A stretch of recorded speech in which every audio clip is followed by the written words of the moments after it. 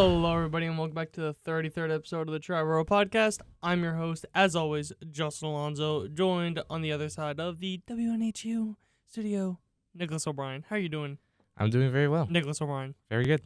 I was at the Gooden number retirement ceremony on Sunday, so that was really cool. And I just want to take a moment to say fuck you to the Wilpons, because I'm not... You were going to say it to me. I'm like, no. What did I do? Fuck you, Justin. No. What? But I'm not sure if this was new information, but a part of his speech after Doc left the Mets, I don't remember the year, if I'm being completely honest. I think it was like sometime in the 90s, early 90s. I can look up his baseball reference. I'm already on his baseball reference. After 95, so in 96, when he started playing with the Yankees, he said that after basically every contract, after every offseason, he called back to the Mets and be like, hey, I want to come back. Like, it doesn't matter, like, in what role, like, I want to come back. And they were like, oh, we don't have a spot for you. Oh, the roster's full. We don't have a spot for you. So then he signed with Cleveland. Went through his Cleveland contract, called the Mets back. Hey, I want to come back. Like, if there's anything, if there's any space. Oh, no, the roster's full. We don't have a spot for you. And then it goes to Toronto, goes to Houston, goes to Tampa, goes back to the Yankees. Tells the Mets, even if it's a minor league deal, I want to come back. Oh, I'm sorry, we don't have a spot for you. I understand his off-field issues as a player and how that affected the fan base and I'm sure the team as a whole, but this guy wanted to be a Met, and that was pretty evident from his speech. And, it was a little crude the way he went about it, but at the end of the day, it's, he ended up still getting his number retired as a Met, so I think that's, like, super cool. And just, the fact that he wanted to come back, I'm sure means a lot to Mets fans. And seeing how things were kind of left with Mets fans after he left originally, knowing that he was trying to get back, like, the entire time kind of can put some people at ease. So, fuck you, Wilpons. You find a roster spot for a guy like that. Yeah, definitely. Yeah, you went on a tangent there. I did not expect that. This is just a quick little thing. Well, you went to that game, but you also went to the Anthony Volpe, Nestor Cortez, Juan Soto Eclipse game. Yes. I started off the week in the Bronx, ended it in Queens. Yeah.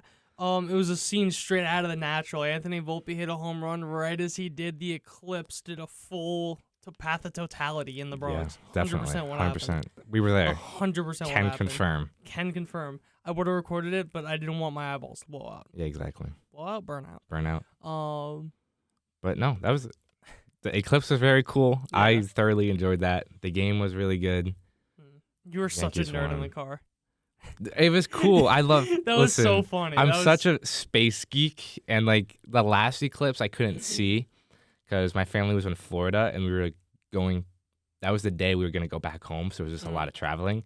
So this was the first time I had glasses. I could look at it, and it was just super cool because it was, like, 90% covered. It was really cool. I had a great time. Forget about the game. I could have just stayed outside and stared at it for, like, 2-3 hours it was happening. Yeah, about that. It was really cool. Yeah. But yeah, I guess the game was cool too. Whatever. Yeah, the game was pretty good too. Yeah, whatever. Yeah, but on that note, let's get into Queens.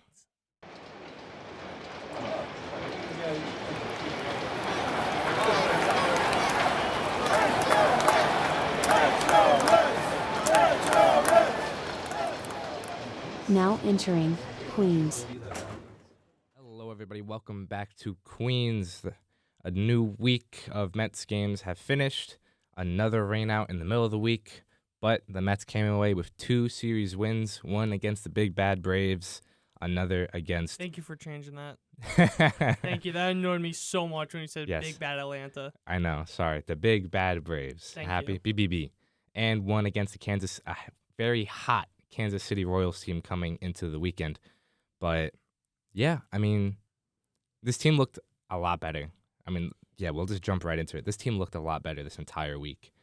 I mean, even Monday's game against the Braves, the very first game of the series, Julio Teheran made his Mets debut, and his Mets his last Mets appearance at the same time.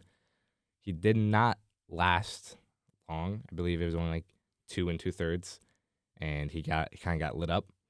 But the Mets fought back, and they won.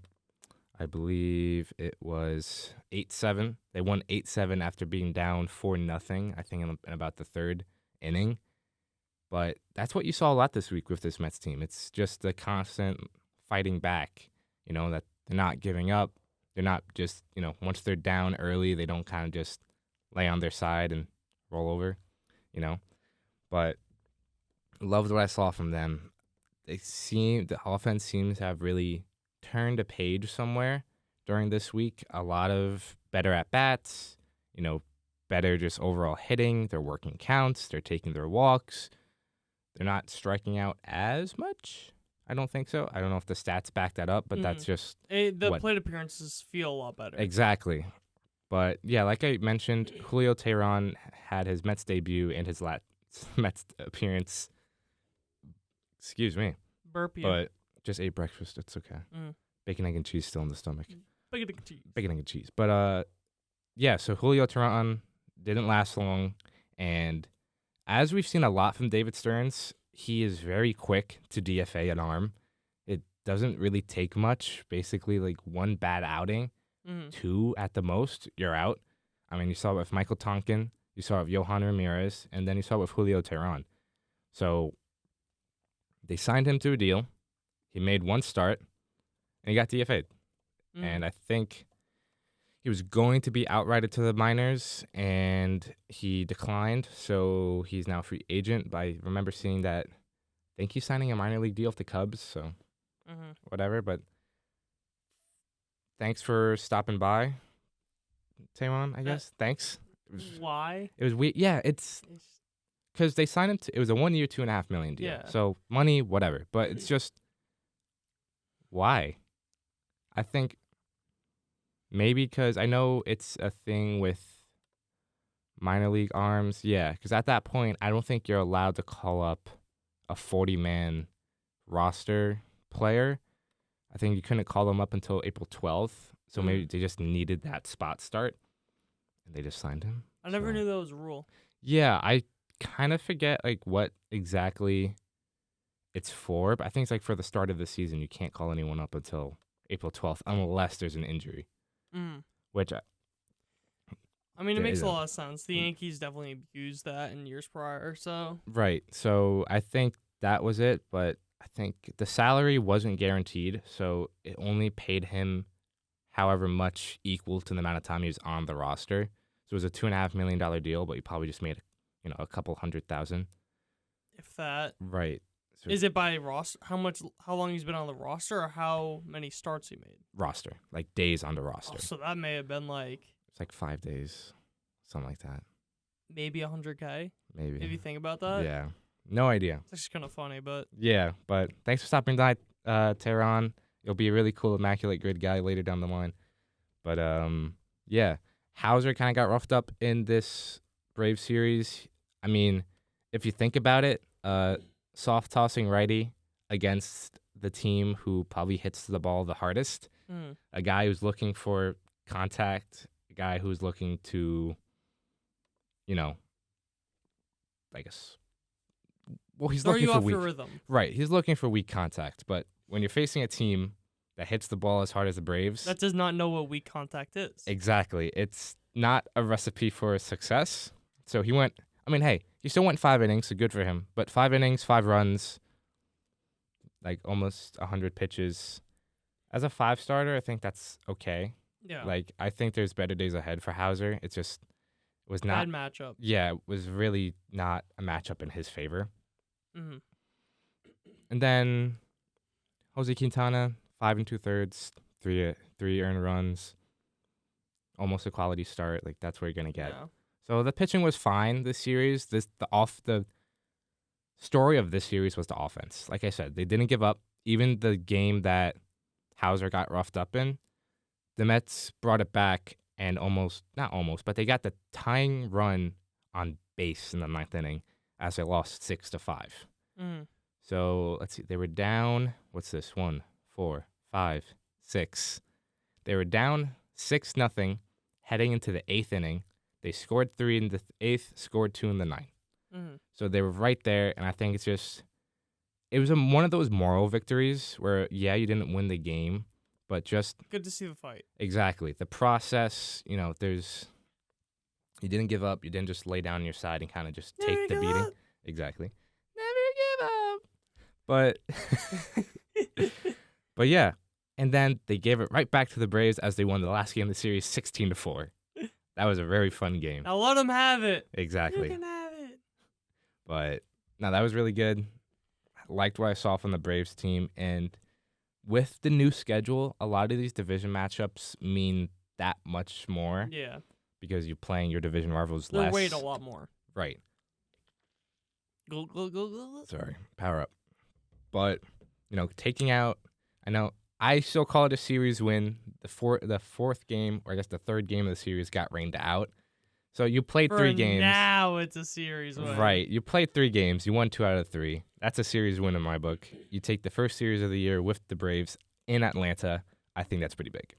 Until the fourth game gets played and it's a tie. Yeah, exactly. But that's pushed down to August. We don't have to talk about I think it's August. That's crazy. Yeah.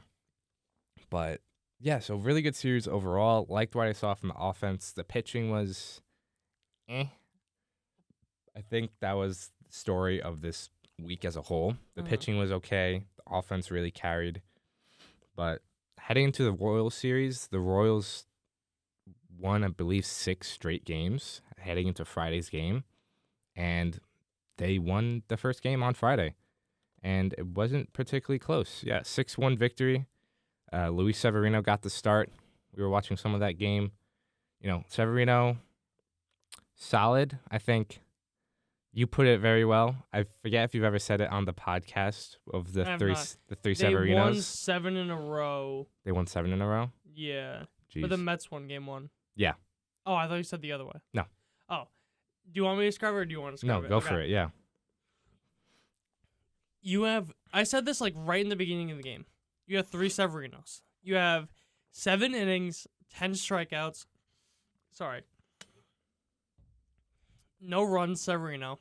You have 5 innings, 6 walks, 1 run, 2 hits, 3 strikeouts, Severino. You have 1 2/3 innings, 12 hits, 7 earned runs, and 9 runs overall, Luis Severino. Those are the only 3 Luis Severinos you will ever get. And maybe not to the full extent, but I feel like the Mets have seen every bit of that Severino so far. The first start was the worst Severino. He gave up 12 hits in 5 innings. Second start was more dominant Severino. Gave up a couple hits. I think he gave up an unearned run. No, 2 runs, 1 unearned. Struck out a bunch of guys. And then this one went 5 innings, 1 hit, which was a Salvador Perez home run. That was at his shins that he just knocked out. 4 walks, 4 strikeouts. So he still looked good. He looks healthy. His stuff is playing. I think that's what really matters. The length will come, I think. I hope. I think it's just a matter of, keeping the pitch count down, keeping your walks down. Because, walking 4 guys in 5 innings is not a recipe for success. Yeah. But I have really liked what I've seen from Severino. It's just a lot of inconsistency. Right. It just needs more consistent. Just keep building up and hopefully. That's the pitcher he became at this point, where it's just he is a very inconsistent pitcher. Yeah. That's just what you're going to get. Right. But when he's on, he's on. I think that's what really matters for the most part. But now back from our medical timeout. Yeah, time in. Justin, you okay? I'm you okay. Good? You feeling better? I'm okay. Okay. Anyways, besides the man, the myth, the legend of Sunday's game, which I will get into in a second, the Manaea got hit around, and that's putting it lightly. 3 2/3, 9 hits, 8 runs, 6 earned runs. Fastball velo was down. His velocity as a whole was down. His spin rates were down a little bit. So, not great for Manaea, who's been arguably their best pitcher thus far. But I think he was due. It's one of those like, oh, he's on a hot streak. He's due for like Yeah. a clunker type of thing. But I think a lot of it was a snowball effect. Plays weren't being made. He walked a guy, he walked another guy, and it kind of just piled up, and you just couldn't get out of it. So it's one of those things, but not worried. It's just one bad start. I think, like I said, just he was due. It's one of those just averaging back to the mean. But the guy I'm really excited about, Jose Butto. My goodness, he put on a show for me on Sunday. He heard you were going. He so heard he's I like, was I gotta going. make my number one fan proud. Literally, this is a Jose Butto podcast. But 6 innings, 2 hits, 0 earned runs, 9 strikeouts, 16 whiffs, 6 on his changeup. It's a 55% whiff percentage. And Carlos Mendoza at the end of the game mentioned that he is here to stay. Jose Butto will be I would call him a 4th starter. I would put him above Hauser.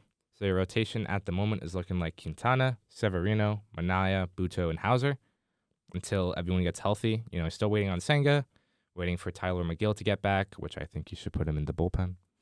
Waiting for David Cy Peterson. McGill in the bullpen? Huh? Was it? Sylor? Sylor, yeah. Yes, Sylor McGill in the Sylor bullpen. McGill.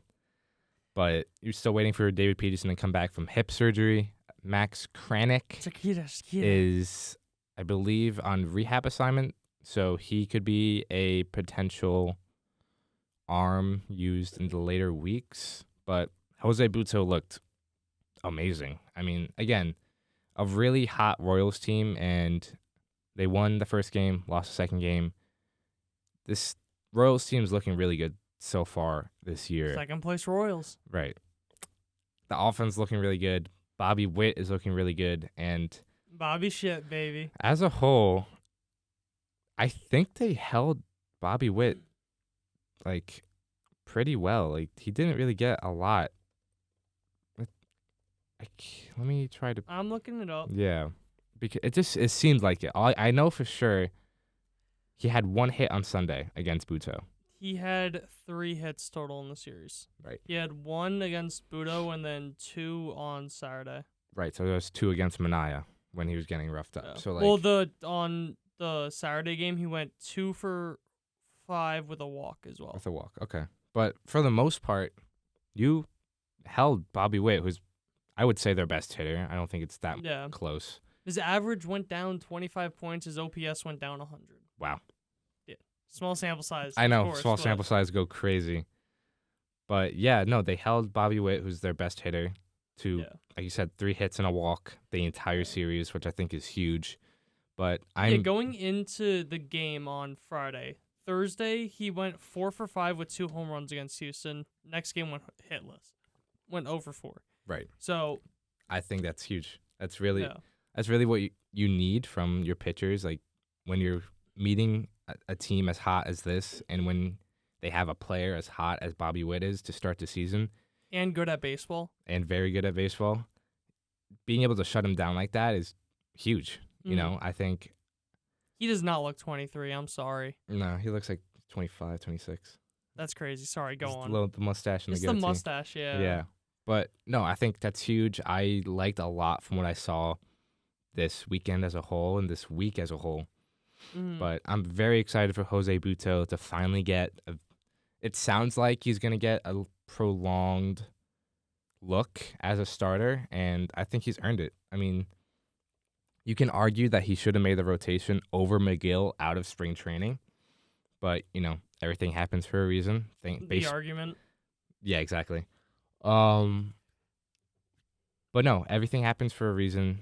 Baseball has its own little ways of... Getting philosophical in here. Yeah, I know. Baseball has a way Sound of like just a trauma letting- counselor.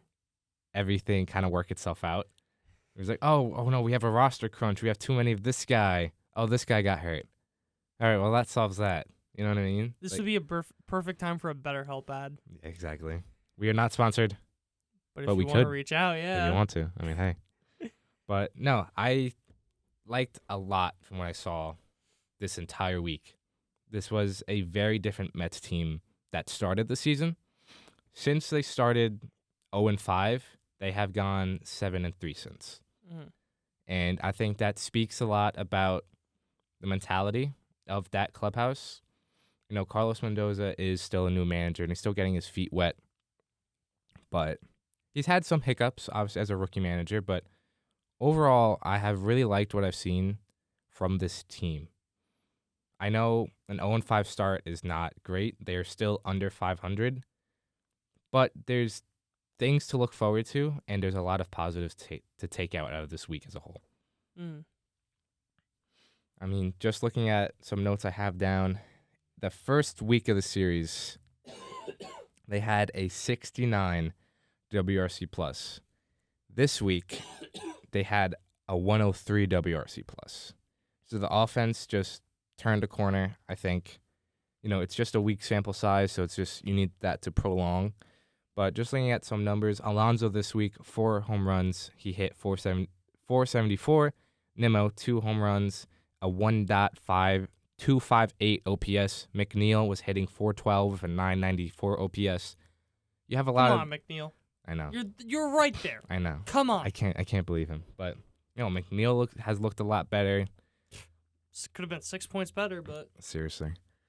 But he's looked a lot better at bats. And Brett Beatty, man. I'm so happy for him. I forget both Beatty. both Beatty.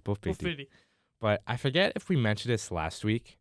But I'm not sure how much you've seen, but he's just having fun. Like he's a kid playing baseball. Like yeah. He's smiling, like he's laughing. Like there's a lot of jokes going around Twitter that Brett Beatty is the child of the infield, and like Alonso, McNeil, and Lindor, like 3 dads taking care of the baby, and that's what Brett Beatty is. Because even after, how does that family dynamic work? Very interesting. I don't know. We should get them on the podcast. Get them on the I guess we're gonna have to. I don't know. Oh gosh. But just after Sunday's game, Beatty kind of like jumped on McNeil from the back and like hugged him, and like I don't know. It's just he seems like the type of guy to jump on Alonso's leg and make Alonso like walk around with him on his leg. Yeah, exactly. But his whole mentality looks like it's changed, and I think that's huge for him because he was very open over the offseason that a lot of the issues he had last season was mental things. Like, after you go through a tough stretch, it's hard not to get in your own head.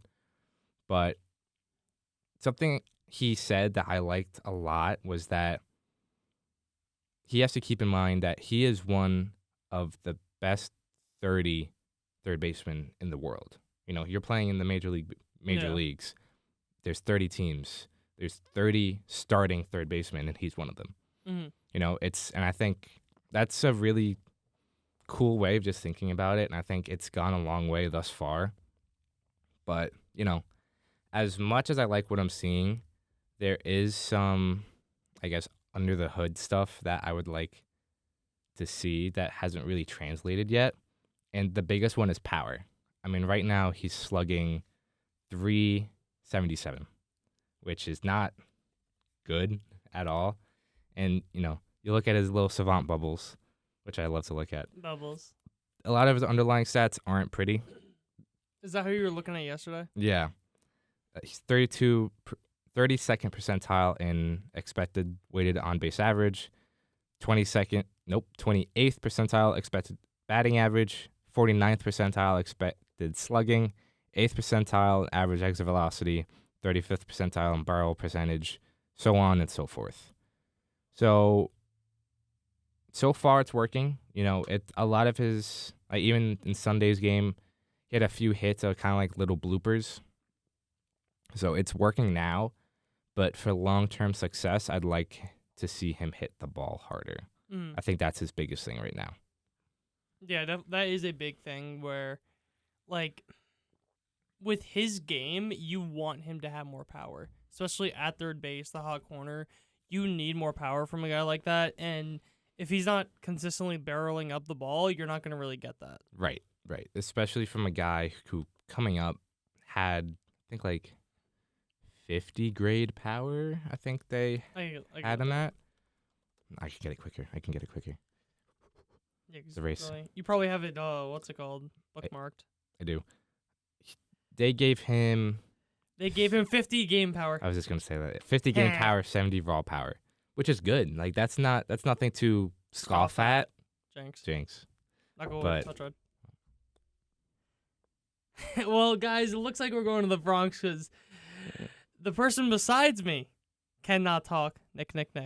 Thank you. Elodian. But yeah, that's nothing to scoff at, and it just hasn't translated yet. But I think it's a matter of time for him. I think it's just getting comfortable, and just getting your timing down and figuring everything out mechanics wise.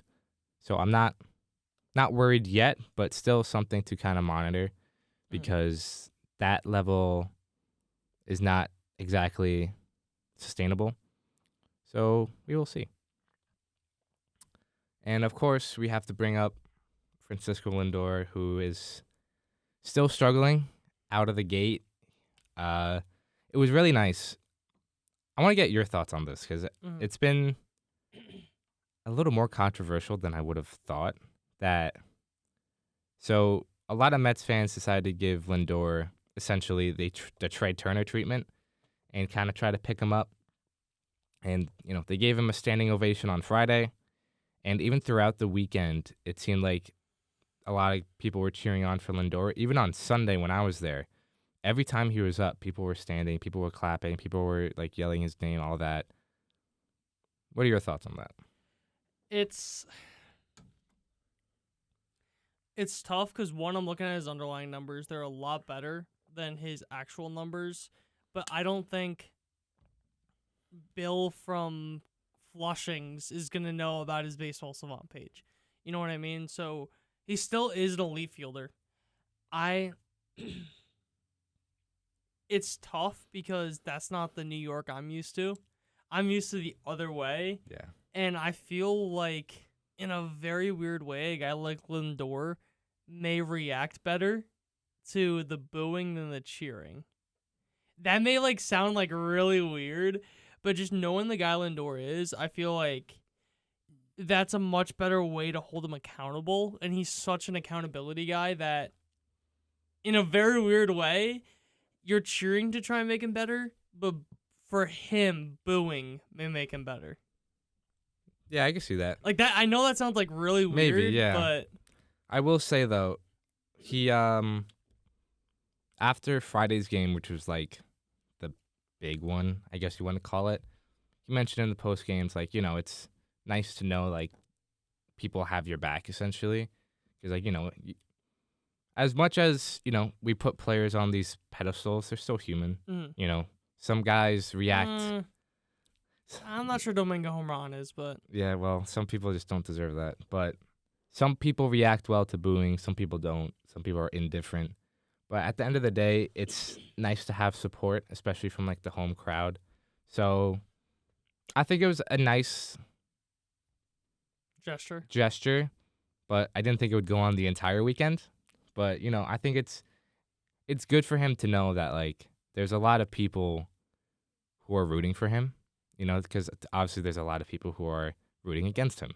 Even some of that are Mets fans. Which is crazy. Yeah, beyond my comprehension. But like you mentioned, a lot of his underlying numbers look a lot better. I mean, he has a 197 WOBA versus a 337 expected WOBA. And if I'm not wrong, it was last week, or it was a few days ago. That might be the largest difference in a player right now. It's one of them. It's the one second largest difference, because it updated since yesterday. To who? Second. Oh, who's first? Yeah. It's kind of funny. Austin Wells. Really? Austin Wells. He has a 204 WOBA, a 413 expected WOBA. My narratives on Wells just went up. Yeah, exactly. But after, I guess this is updated, because I made my notes last night, so probably has Sunday's game into account. We had a few hard, bad balls. He's a 211 WOBA to a 335 expected WOBA. So it's starting to creep up. Starting to regress to the mean. Right. So I think it's just a matter of time. And he's also not helping himself with a .098 BABIP. which is god awful. Yeah. So it's a mixture of, poor at-bats, rolling over, popping up, but also he's hitting the ball hard and it's just finding a glove. So it's just a mixture of all those things. I am still convinced he changed his stance, and like that uppercut swing is just making him pop everything up. So I'm still convinced on that, but I'm not worried about Lindor. He is a historic slow starter. It's just unfortunate that this slow start is really slow.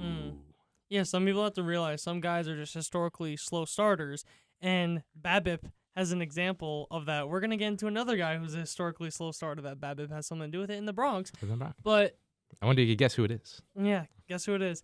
But yeah, it's just, certain guys are slow starters, and whatever that may be, that's just who they are. Right. Like, if a guy's like that throughout his entire career, you can't really fault him for being that, especially when he's a guy like Lindor, where he will give you elite play once he gets there. He just has to get there. Right. It's a matter of time, and like I mentioned, it's starting to regress back to the mean. So it's just a matter of time until he, breaks out and just plays to the back of his baseball card. So I'm not worried about Lindor yet, but, the offense as a whole just looked really good this week. And you still have Lindor, who's not doing much yet. Francisco Alvarez has been struggling as of late. And you still got JD Martinez, who is waiting in the minors. He's going through some back problems as we speak. That's funny to say when you think about it. Yeah, you got a 36-year-old who's waiting. Yeah, exactly. Who's scraping at the barrel. He's trying to claw out for a roster spot. But no, he's dealing with some back issues. Carlos Mendoza mentioned that he will start swinging a bat again on Monday. So hopefully we will have some positive news later this week on JD Martinez. But besides that, pitching, like I mentioned, was a little rough this week as a whole. You just got to find a way to go deeper into games. We talked about it last week. It's not sustainable to go 5 innings. Thankfully, Jose Butu gave you 6. But, some guys have fallen down to earth a little bit. Hauser and Manaya got roughed up, like I mentioned, but I think that's more so who they're going to be. Not necessarily, they're not going to be lights out. They're going to give you solid innings. But overall, I think it's a very positive week. Obviously going, what's that? 4-2. 4-2. You won a series, you won 2 series, just keep moving, keep chugging. Chugga. But yeah, I mean, just the vibes are good. It seems like a lot of guys are playing with like less weight on their shoulders, which is just a very good look because obviously some guys press. So just being able to kind of just breathe and go one day at a time, one at bat at a time is huge. But I've really liked what I've seen from this team this past week. Yeah, I definitely would.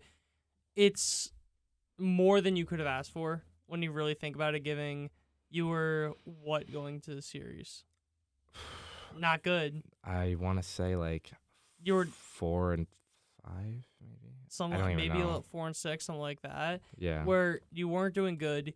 You take 4 out of 2 from 2 of the best teams in baseball right now. Definitely. So yeah, there's not much you could really complain about there. Definitely not. And let's see. They were currently 3-6 heading into Atlanta. Yeah. So, and then now you're 7-8. So, yeah, like you said, seeing how you went into the series and being able to take 4 games out of 6 games from 2 of the better teams as we speak is huge. And I think that's it's really good for confidence and clubhouse as a whole. But that being said, that's all I got. The Mets start a series this week with the Pirates, and then we got some West Coast games. Pirates are hot too, right? Pirates are riding hot, so they're a meeting with some pretty good teams at the moment. So it'll be interesting to see how they treat this Pirates team. They're playing a 3-game set from Monday to Wednesday, off day on Thursday, and then they will be going West Coast against the big bad Los Angeles Dodgers starting on Friday. Mm-hmm. So a lot of good games up this week, but That's all I got for Queens. Yeah. Got anything else to add? No. What is your, without thinking, final score prediction for the game tonight? Game tonight? No looking. No looking? Off the top of your head. Off the top of my head. Because we're recording this on Monday. It's going to be Yeah. on Tuesday. So everyone will know what Everyone the will answer know. is. Okay. Everyone will know. Without thinking. Oh, boy. You're thinking I'm too much. Yeah, I am. 3-2 Mets. 3-2 Mets? Okay. 3-2 Mets. Who got the RBIs? Who got the RBIs? I think Who hit the big hit? Francisco Alvarez is going to hit his second home run of the year. It's been a while. He's going to have a 2-run shot in the 6th inning. 2-run shot in the 6th inning. Lock All right. it in. If that happens, yeah. Nothing will happen. Nothing will happen. Literally nothing will happen. You'll hear from us like, yay. Yay, like that's cool. That's You'll it. see a Twitter post. Yeah, You'll exactly. say, hello, Twitter world. Hello. But Yeah, that's all I got. that's it. If you want And to take it away. into the Bronx.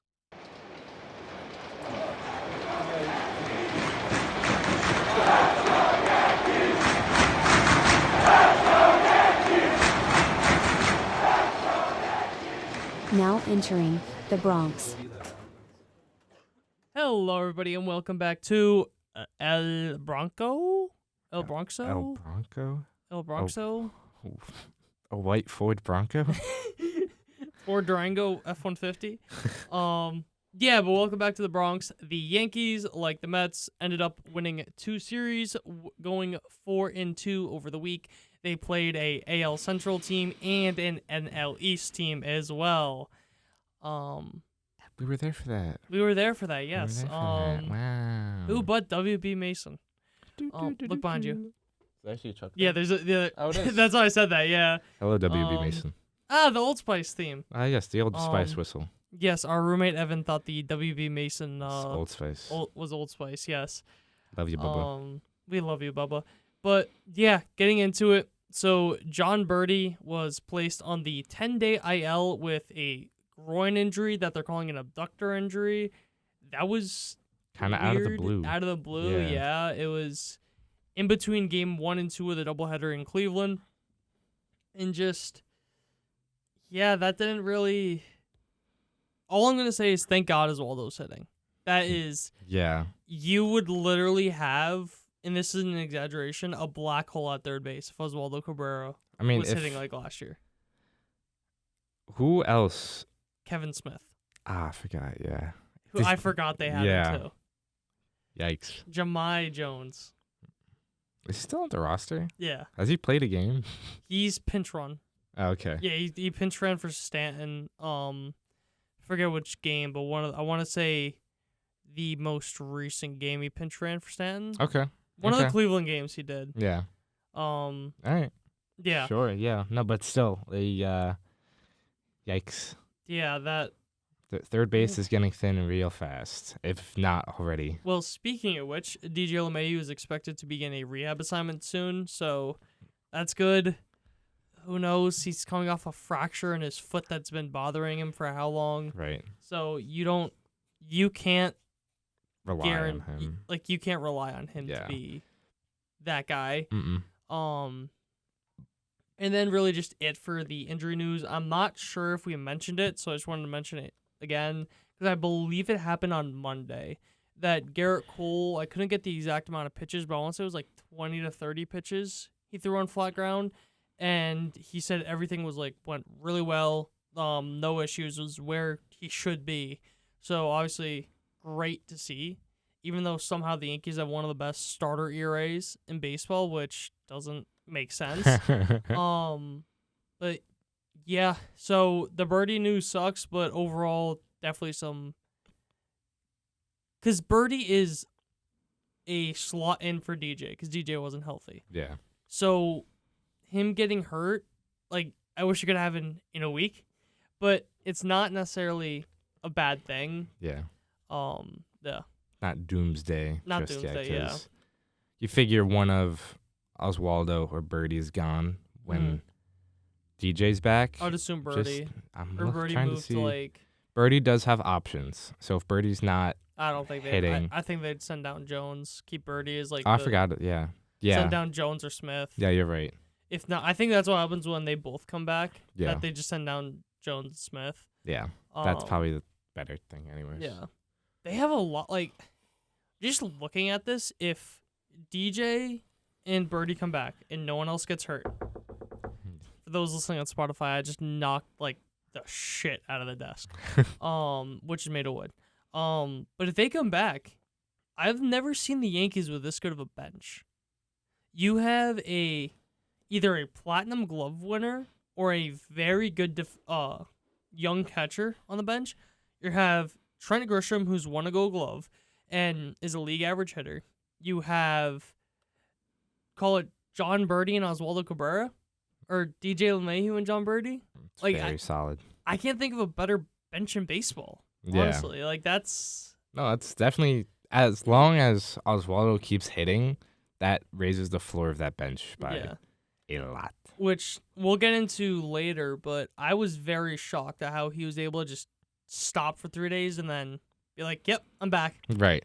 But getting into the actual game itself, so game 1 in Miami at Yankee Stadium was the Eclipse game that we went to. Woo! Yay! Eclipse game. So yeah, we had Nasty Nestor versus, was it Jesus Lizard? It was Jesus Lizard. Lizard. It was Jesus Lizard. Shout out Ian Sachi. But yeah, we saw Jesus Lizard. Nestor went 8 innings, only had 2 base runners the entire time. Both were hits to someone. I believe it was Brian De La Cruz.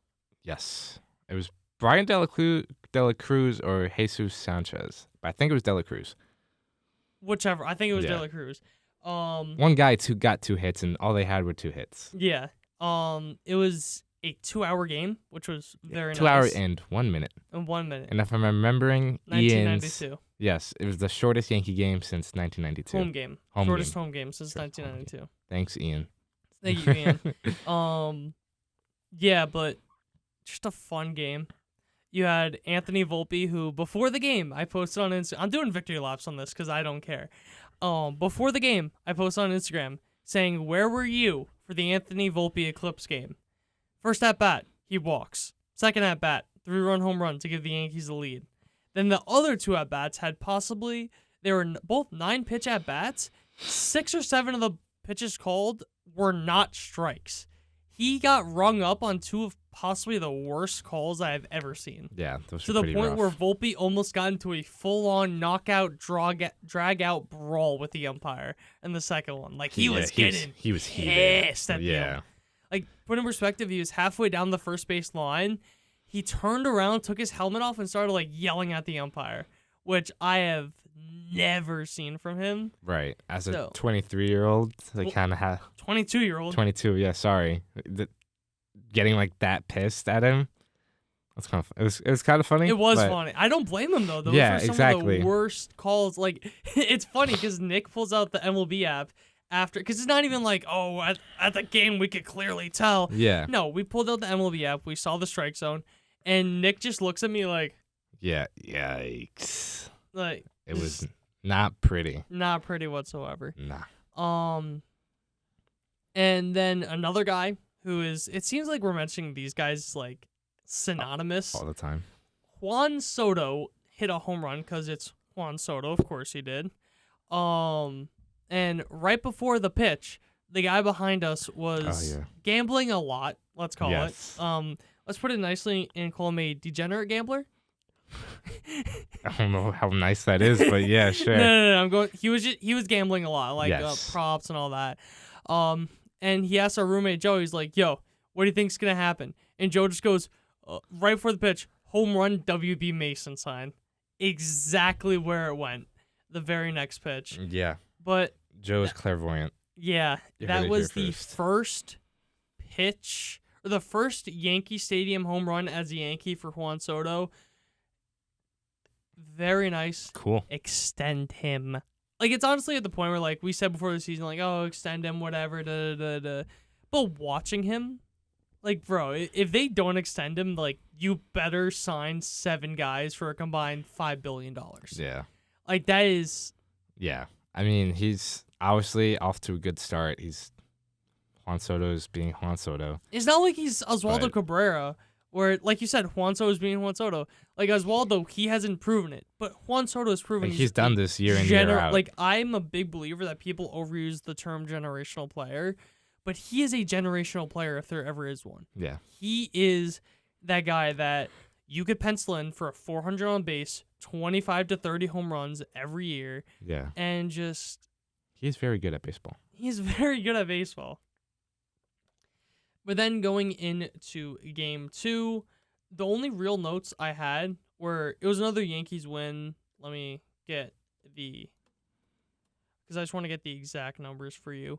So this was a Carlos Rodon start, and I love personally what I saw from Carlos Rodon in the sense of in the first 2 starts, his velo was like 2 miles an hour faster. He was like 97 on his fastball. And he was struggling. Like, he wasn't really locating that well. He was kind of getting, like, frustrated with himself. He took 2 miles an hour off. He looked so... I know it's the Marlins, but he looked better. He looked significantly better. Put in perspective, 6 innings pitched, 4 hits, 2 walks, no runs, 6 strikeouts. Right. It's just one of those things of him taking that tick or 2 off is, 1, going to make him healthier, I think, and 2, just he was able to locate so much better, a lot more.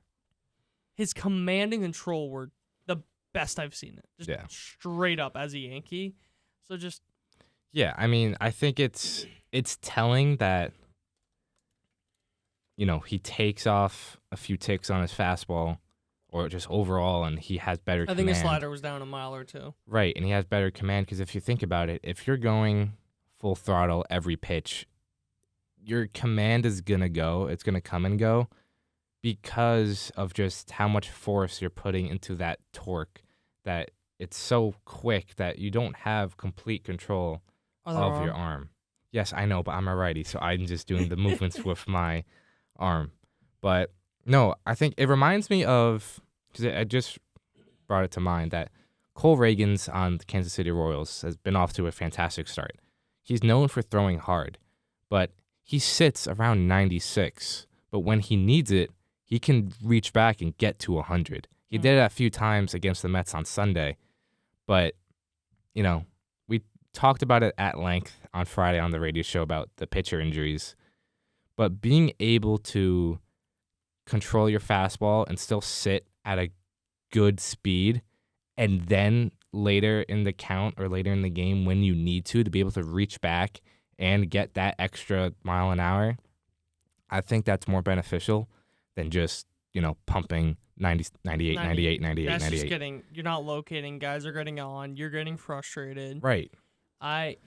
If this is what Rodon's going to be, I think... Oh, I don't care about the only numbers I care about is runs. Right. That is all that matters at the end of the day for a pitcher, where runs and innings. You're going 6 innings, no runs, and you took 2 miles an hour off your velo, and you're probably going to be healthier. Who cares? I don't give 2 shits. Right. I don't care if you're throwing 85 miles an hour, but you're doing well. Like, if that's what makes you do well, do it. This sport is extremely results-based. As much as we'd like to talk about, underlying numbers here and xwOBA and all that, at the end of the day, it's about results. It's all about the results. Doesn't matter how you get there, as long as the results are there at the end of the day. Exactly. And just, then going into game 3, I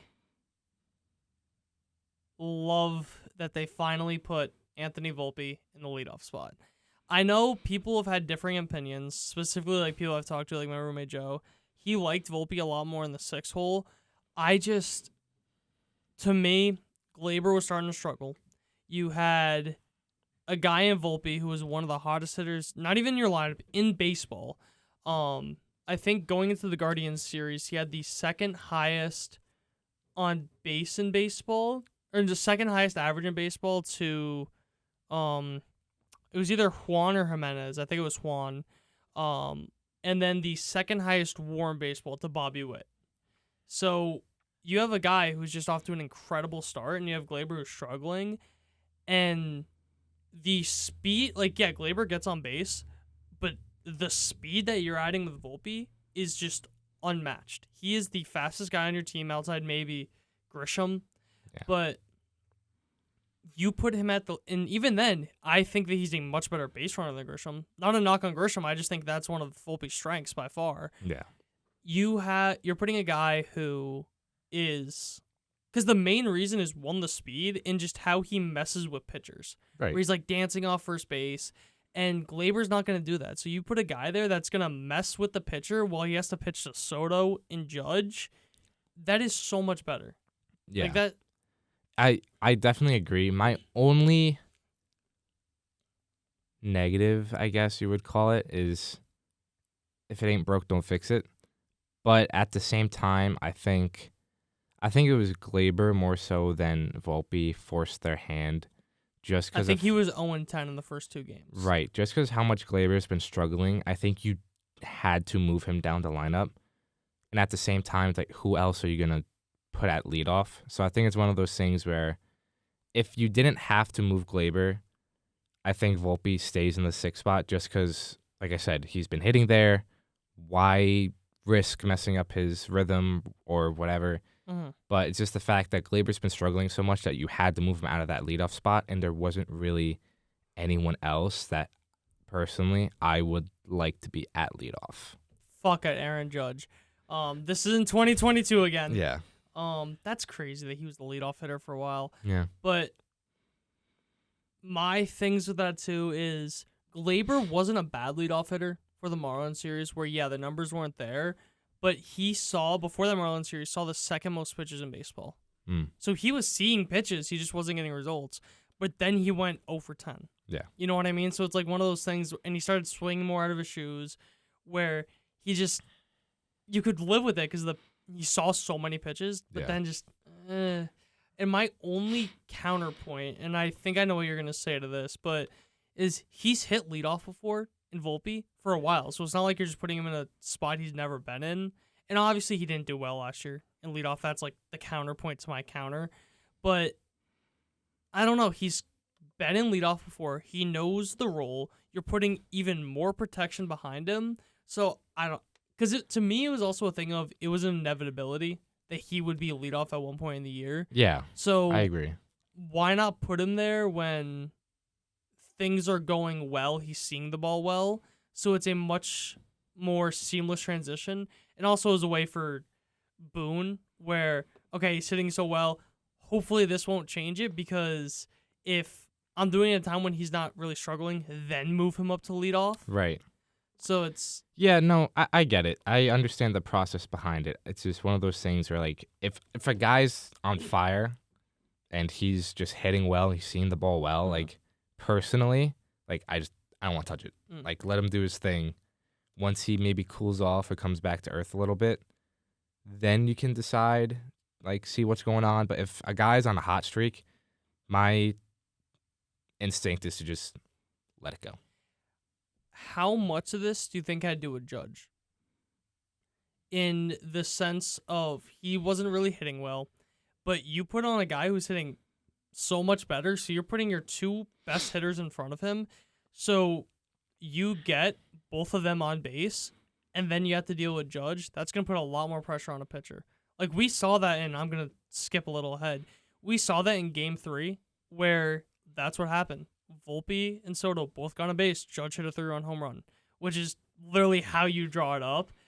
So it's just, I think that may, like, low-key have something to do with it, where they want to just get as many guys on in front of Judge, because they really want to hit the over-under for the RBIs. I really appreciate them helping me out with that. For sure. Yeah. Yeah, I don't think it had to do much, if at all, with Judge, because like we mentioned last week, I'm pretty sure it was last week, it was definitely on the radio at least, that he might not be hitting, but he's still getting on base, you know, and I'm looking at it now. I know it's after another week of games, but he has a 139 WRC plus, and he's hitting 207. That went up from when I did it. Right. 373 on base, 448 slugging. Like, he's Well, I was fine. going to say, because I had it yesterday, and it was 135. Right. But yeah, he has a 225 BABIP, which we were talking about with Lindor. Yeah. His career average is 337. Right. So there's obviously some regression to the mean. I think the thing that shocked me the most was Aaron Judge is walking more than he's striking out. His walk percentage is higher than his strikeout percentage, which I don't really think is a good thing, which like may sound like weird in the sense of you want him swinging and missing. Yeah. You want him taking more hacks.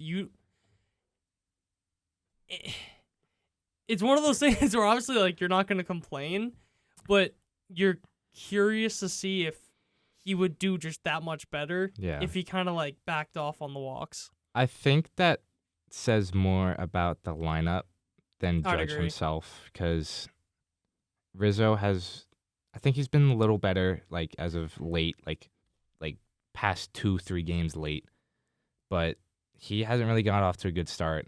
Mm-hmm. Stanton, who's also like your interchanging 4-hole, hasn't gone off to a great start. Recently, yes, he's been a lot better recently. He? And over the last 2 weeks, he has a 153 WRC plus. Really? He has been a lot. And I think if you take out, because I was like messing around with it, if you take out the first, so you make it 12 days instead of the last 14 days, I think it goes up to 200. Wow. Okay. So yeah, he's been I take that back. significantly. No, he sucked in the beginning of the year. I think maybe that's why I think on the broadcast they said he started 3 for 24. Right. But ever since like that Miami series, even like before then, he really started to like get it going. All right. So maybe it's time to move him full time 4-hole, because Rizzo has still been struggling, and I think Rizzo's been hitting 4 most of the time, right? I think versus lefties, Stan hits 4. Right. So maybe you change that up. I don't like having Judge and Stan back to back. Where yes, Judge has like developed a lot more and like developed a much better eye, developed a lot more as a hitter overall. Yeah. But to me, they're just still very similar at bats. Right. But I think if you want Judge to get pitches to hit, you need someone behind him that pitchers are going to be scared to pitch to, so they have to pitch to Judge. Because it's just everything with Rizzo is just being really weird. Where there was a stat they showed on the broadcast, I believe it was yesterday, where he has 4 errors in 16 games. All of last year, including the concussion games, he had 4. So it's just, he's looked a lot shakier in the field. Yeah. He did have a huge hit to give the Yankees the lead, which they ended up blowing in Game 3 yesterday. But I don't know what it is. Yeah, I'm just looking at his baseball savant now, and it's just not what you would think from Anthony Rizzo. He's currently 30th percentile and outs above average at -1, and all of his hitting metrics are not good. Like, let me see if I can. I want to see if I could find outs above average just for his career. Like, if there's just a chart for it. I forgot there was a baseball game going on right now. Sorry. What game? The Red Sox and Guardians. Whoa! Sorry. Clip it. Sorry, I was just trying to check my phone for if there's anything going on. It was like, what do you mean someone just scored a run? But regardless. Yeah, Rizzo. Yeah, not great. Not great for Rizzo. It's all going back 2016, 57th percentile, 93, 89, 67, 89, 93, 18. Wow. 92, 30 and outs above average. Yeah. So this is not great. Yeah. You would hope that he's healthy. I mean, I don't know if it's health thing. Is it age thing? Is it an age thing? I mean, because all his numbers, he's 34. Yeah. All his numbers, if you look at it, are at a career low. Yeah. I don't think a single one of them is like other than outs above average, where it's the second worst, but still. I mean, I will say, he's getting on base. Mm-hmm. He's just not hitting. Yeah. That's really it. It's very odd. He is getting up. He has a pretty solid on base. The best he's had in the last 2 years. But also the last 2 years have been weird for him. I don't want your ads, Fangraphs. I'm sorry. It's also a thing of his on base is higher than his slugging. Right. You don't want that from a first baseman. Yeah. I mean, his career average on base is 364. Right now, he's 357. So he's getting on base. It's just weak hits. Yeah. Where I feel like he's rolling over a lot. He is. I'm curious to see if there's ground ball percentage. I can grab that for you. Wait, I have it. Yeah, he has a 39.6 ground ball percentage, which that's actually about like his career. Right. But let me see. Pull's about the same as career. I don't know. I'll do some deep dives into do some deep dives later. into the Rizzo thing. But yeah, I think Rizzo, he can't keep hitting 4 if he's hitting like this. I think you got to move some things around. So personally, as much as you don't like it, I think the only answer right now is you hit Stanton 4 for the foreseeable future. I mean, who else are you going to put there? That's the thing where it's like, I just love the idea of Rizzo being 4, just because that balances the lineup so much more. Definitely. In my opinion. But if he's not hitting, you can't have him. You can't. Yeah, you can't have him there. And a lot of the lower part of the lineup are good role players, but no one you want hitting 4th.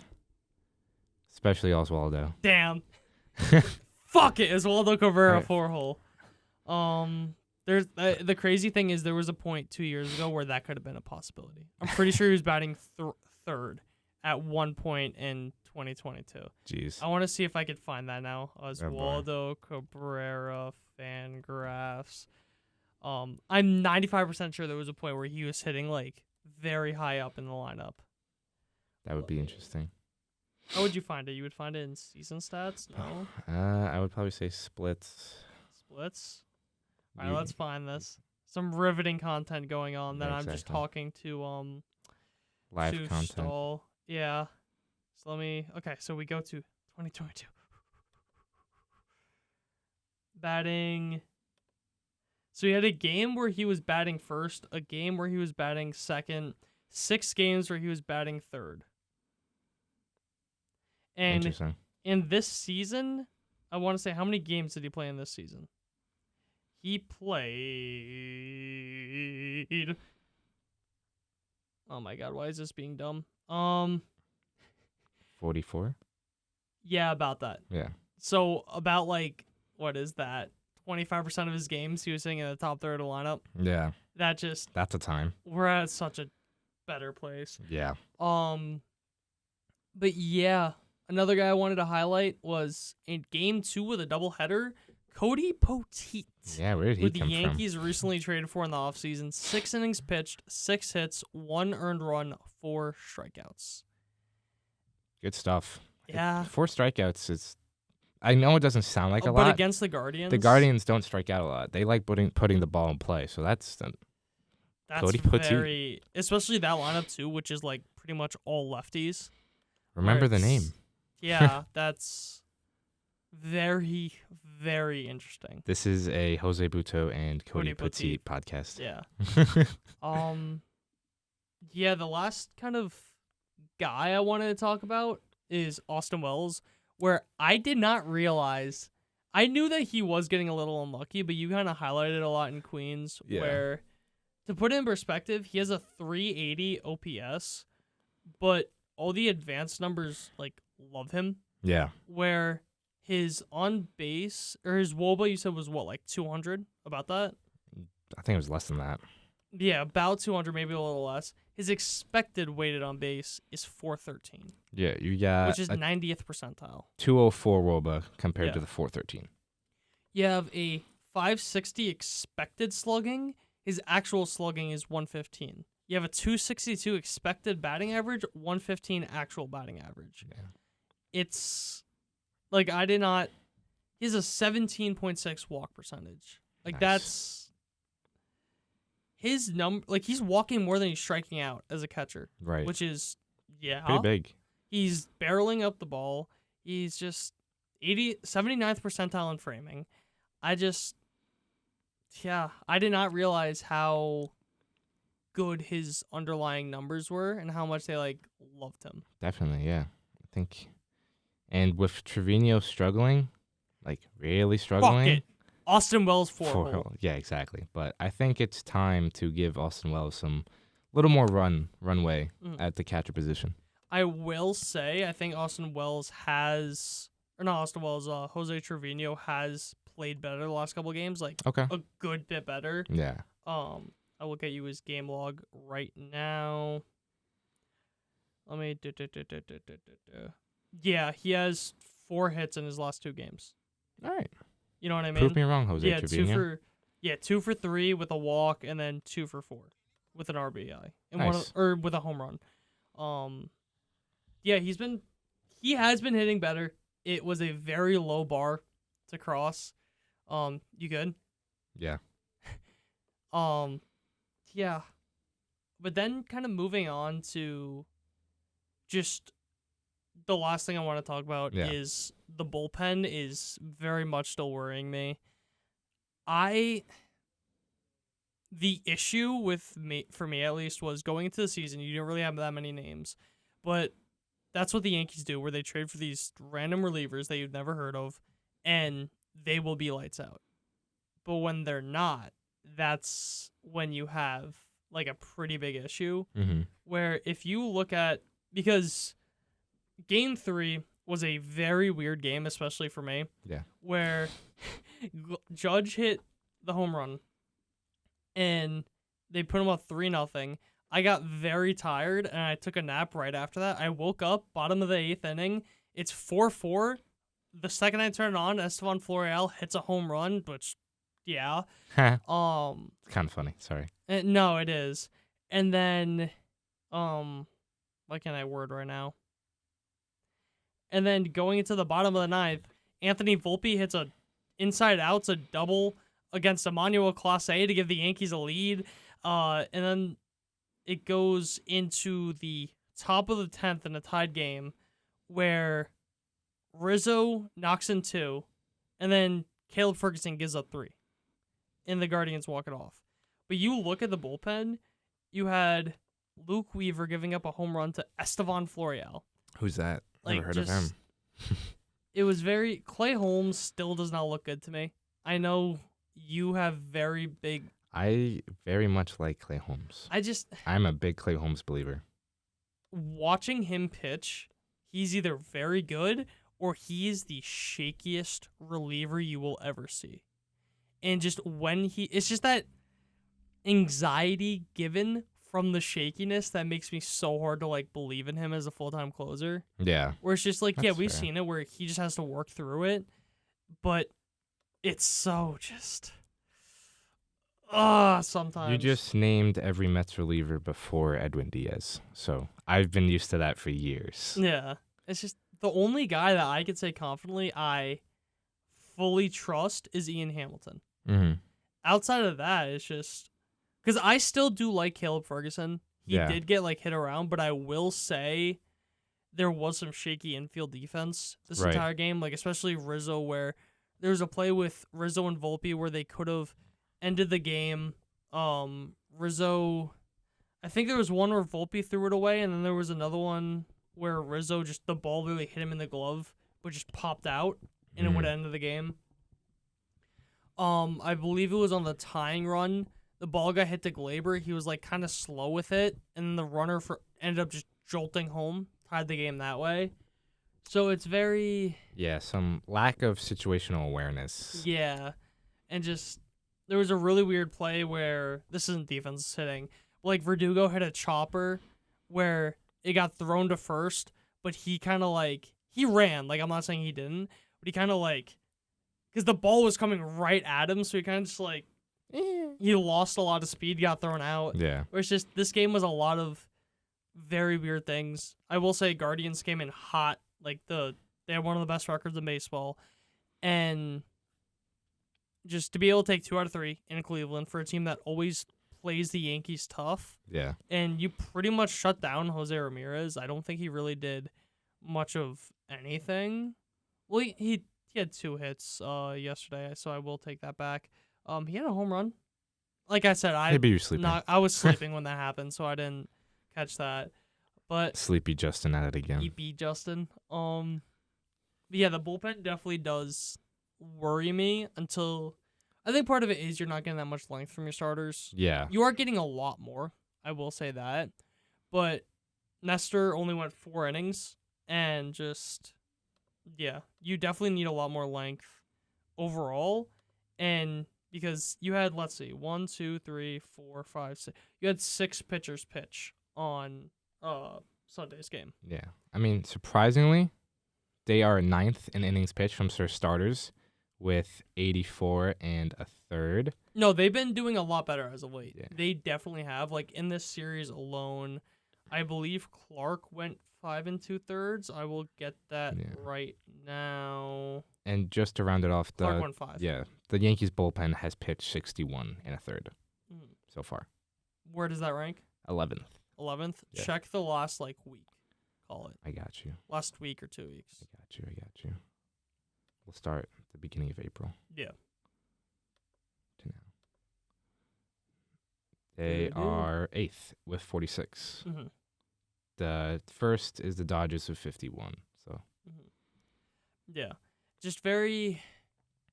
I mean, we've talked about it last week and talked about it with the Mets as well. You need guys to start pitching deeper into games. Yeah. Because it's not a recipe for success for starters to go 4 innings, 5 innings, and they're getting 4 innings out of your bullpen. Like, Cody Poteet isn't going to give you 6 innings every time. You know what I mean? You can't rely on that. You need your guys to work deeper into games. Whether that's taking back some strikeout stuff, going for contact. Rodon. Exactly. How well? Right. So it's a matter of just... You got to figure it out. I don't know the answer, but... I did not realize this, but Clark had 5 walks. Wow. On Saturday. Jesus. Yeah. That's another thing. You have to cut down on walks, maybe cut down on strikeouts, and pitch to 5 contact. walks, 7 strikeouts. Yeah. See, I will that's say an issue. he only gave up 1 run. Right. But that's lucky. Well, it's only 1 earned. I think there was... Oh, like some defense. I think there was an error that... I could be wrong. Could have been on someone else. But, yeah. Gotcha.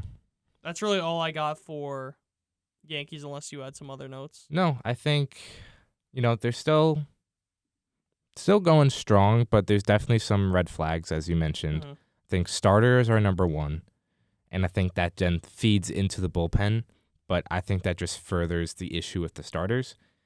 And, some guys are heating up, like you said, Stanton's been swinging the bat better. I think you're still waiting for Rizzo to kind of wake up a little bit. But everyone else is kind of playing their role for the most part. So they're still going strong. Yeah. But definitely some things that you'd want to monitor. Yeah. And then before we let you guys go, the Yankees are starting a 3-game series up in Toronto off day, and then they have a 3-game set at Yankee Stadium against Tampa Bay Rays. So you got 6 divisional games coming up. And, yeah. What's their record at the end of the week? Record by the end of the week, I think they're going to go 4-2. Okay. So right now they are, let's check if I could get it. I want to say they're 12-4. Yeah, Yankees are 12-4. Okay. 16-6. All right. See that? We'll hold you to that. Okay. All right, there you go. So thank you guys for watching. Thank you guys for listening. As always, follow us at Triboro Podcast on Instagram, Twitter, TikTok. Subscribe to us on YouTube. Follow us on Spotify. And listen to us more, if you would like, Fridays from 4 to 6 not p.m. even if you don't like, just listen do it. to us Do now. It. Now. From Fridays, 4 to 6 p.m. on 88.7 WNHU. You can listen on your FM dial if you are in the area. If not, we have a link to the broadcast in our description. And then if you miss out on the live episode, we upload them afterwards. So you want to hear our pitching rant? It will be up soon. It will be up soon. We talked at length about pitcher injuries. Good 50 minutes. Exactly. But yeah, follow that at Triboro Sports Show on Spotify and Instagram. But yeah, thank you guys again. See you guys next time. See ya.